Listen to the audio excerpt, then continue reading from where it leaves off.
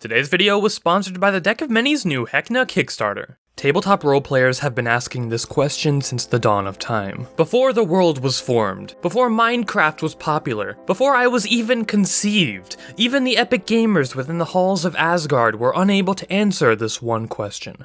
Can you be D&D without rolling dice? Now, thousands of questions must be popping up in your minds on how the heck we can even theoretically bring up this topic. The mere question itself sprouts more questions. It's like a black hole that can never be quenched. For anyone new to the tabletop scene who's curious as to why the heck this whole ordeal is tough to explain, let me chop it up into some smaller chunks. Basically, when you play D&D, there's these little rollable polyhedric math rocks that you're forced to have somewhere in eyesight at all times. These little demonic malformed spheres have plagued almost every role-playing game from the beginning of tabletop's conception up until now, breaking the immersion in every D&D game I've ever been into. Now, I don't know about you guys, but I don't recall Ancient Dragons or Gladiators stopping between every attack to count numbers on their math rocks. Frankly, it's way too unrealistic. So for today's challenge, I'm solving this question once and for all, to see if you can really enjoy D&D even if you forgot your math rocks at home. To make it so we have some sort of end goal in mind, here's the following scenario. We've been asked by the bartender of a rundown tavern to deal with a rat infestation deep in their labyrinth of a cellar. The rules of the challenge are pretty simple. Under no circumstances are we ever allowed to roll a math rock. We're not allowed to roll for ability checks, saving throws, attacks, damage,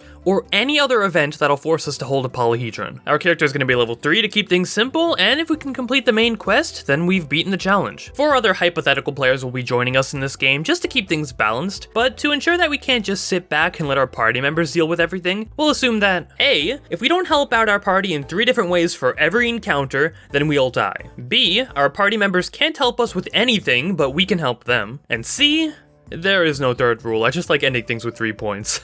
Wait, I just remembered, we're gonna make sure to follow the official rulebooks too. Yeah, pretty sure that one's important. The game will start with entering the tavern cellar, fighting a few giant rats, making it across a deep pit, fighting a bunch of diseased rats, and finally killing a huge queen rat. All of these encounters would normally force us to roll a few math rocks to beat, so we'll see how far we can get. Hopefully we can keep the situation realistic enough so that nobody feels the need to complain in the comments section. So to start, our adventurers find themselves face to face with the first pack of rats as a battle begins. Immediately we're forced into a situation that could have us roll a math rock. So before we lose the challenge already, we need to know a few important details about the type of game our dungeon master is running. If there's ever a time in the campaign where the DM wants the players to roleplay in a turn-by-turn style, such as a combat or some other real-time event, they're going to ask you to roll for initiative. Yes, you heard me, roll for initiative. There's really no way to get around that, and to make sure you're not being a jerk to the other party members at the table, this might need to be the only time you ever need to roll a math rock. The other option involves derailing the campaign on numerous occasions, which can kill the fun if you're playing with other people. Well, guess what? The good news is that there's still a few ways to get around this. In the Dungeon Master's Guide, there's a variant rule that allows initiatives to be rolled without a math rock ever hitting the table.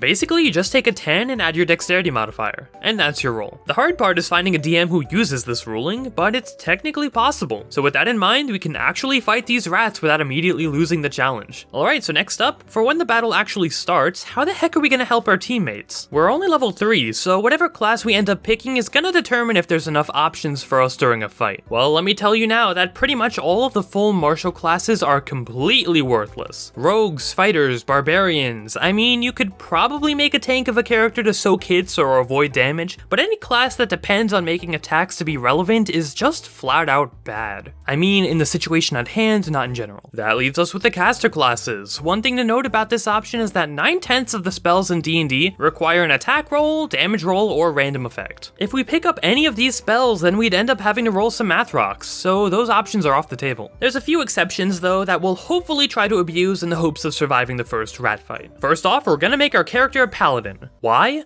Because this ceremony is one of the most brokenly worded spells in the game.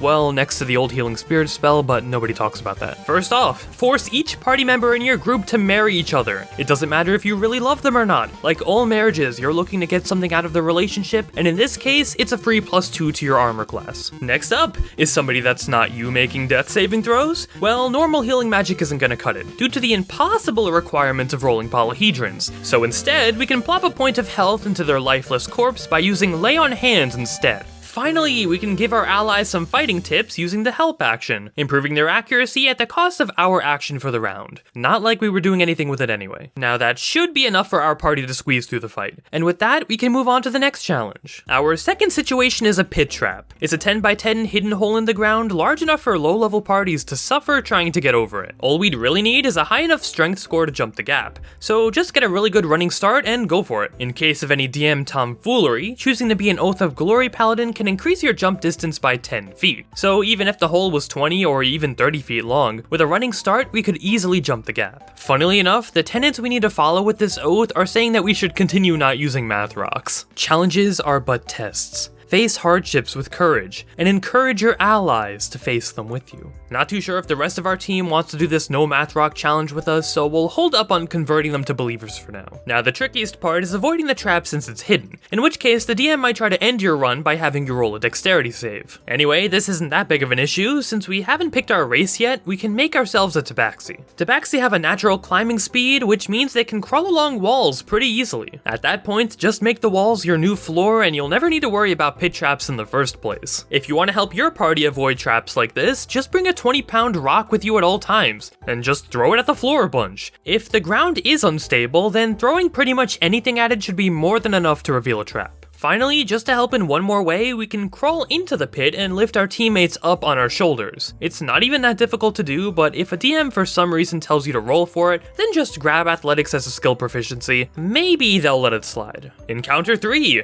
Now we're fighting a bunch of diseased rats. What makes them so different from regular rats, you may be asking? Well, on the slim chance that one of them gets a hit on us, we're going to need to roll a constitution save to resist their disease. I don't think I need to explain why that's bad. Well, I mean, normally it'd be an issue, but we're immune to diseases due to being a paladin, so at least in this scenario, there's nothing to worry about. Secondly, Detect Poison and Disease is a spell that we can cast pretty much infinitely for free. It only takes a minute to use and lasts for 10, so the only thing it takes away is a prepared spell slot. Not the worst, and for this situation, it'll help the rest of our party avoid contracting the plague, because we probably wouldn't have known that the rats were diseased otherwise. Now just to extra make sure this fight is in our favor, we'll cast Bless on the frontliners to make sure they don't fail their attacks or saving throws. Now that should be more than enough to deal with this encounter. In fact, I think we were better prepared for this fight than in the last one. Anyway, for the final battle, we have the Queen Rat. Pretty much everyone in our party suffered at the hands of her children, so it's about time we turn them all into orphans. Since it's just a single boss enemy in this room, the best thing we can do is specialize in a certain type of fighting style. Now there's only one that I can see being useful right now, and it'll require us to have a shield. With this shield, we can jump in the way of enemy attacks to block an occasional fang or two. If our team's being mauled a bit too much, then it's about time we jump into the front lines. Every round after, we can use the dodge action to strafe and slide around the beast, hopefully giving the rest of our group some time to recover. Just remember that if we ever hit 0 hit points, it'll be right off to the death saving throws. So yeah, avoid that. And finally, just to help in one more way, we can cast the Heroism spell on whoever's taken the least damage. It'll give them an endless stream of delicious HP so they can tank for us, and we can retreat into the backlines. And with that said, the Rat Queen is defeated, and we came up with 9 different ways for our character to help beat the quest without a single math rock being involved. So yeah, you can beat D&D without rolling dice. Obviously, support classes have an easier time with this, but before I even began writing this script, my original plan was to drop boulders on people to win fights. Someone also brought up the Good Berry spell and how each berry can heal for a flat 1 HP, so with that in mind, I wouldn't put it past you guys to find character builds that work better than this one.